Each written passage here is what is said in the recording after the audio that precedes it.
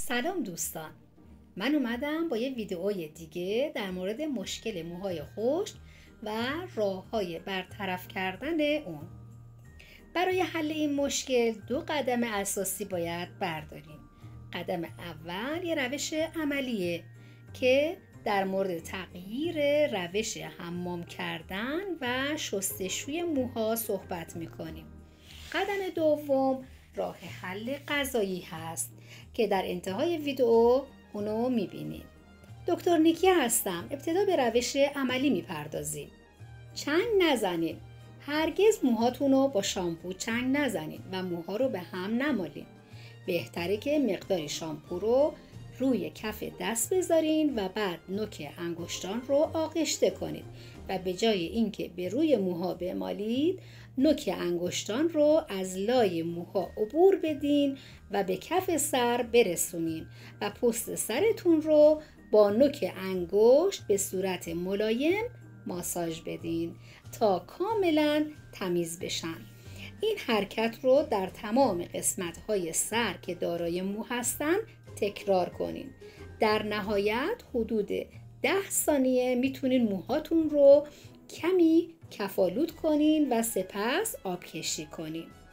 از شامپوهای بدون سولفات و مخصوص موهای خشک استفاده کنین.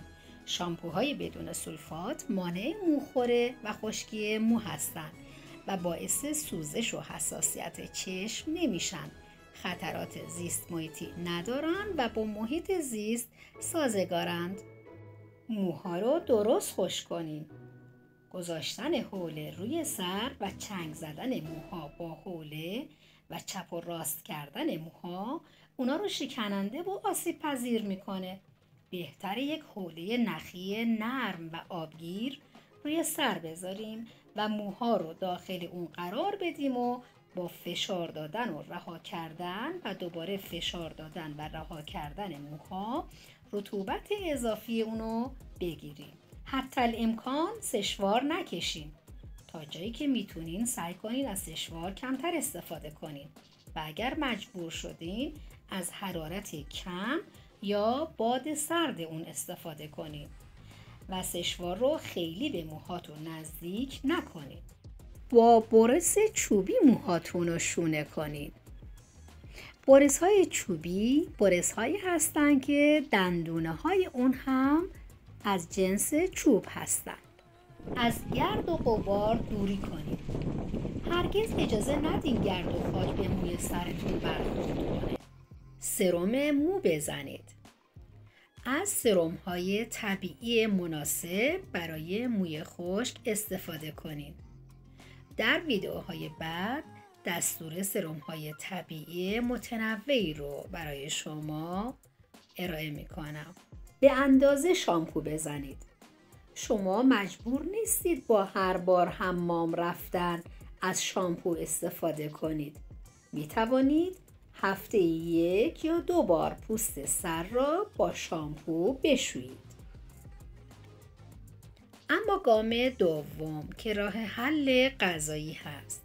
همونطور که غذاهای خشک پوست و بدنتون رو خشک میکنن، موی شما رو هم خشک میکنن. اقدامی که تا حد زیادی کمک میکنه شکنندگی موهاتون کمتر بشه اینه که آب و مایعات زیادی مصرف کنید. مصرف خوراکی های خشک و غذاهای کم رطوبت رو کمتر کنید و بیشتر از غذاهای تر و با رطوبت بالا استفاده کنید.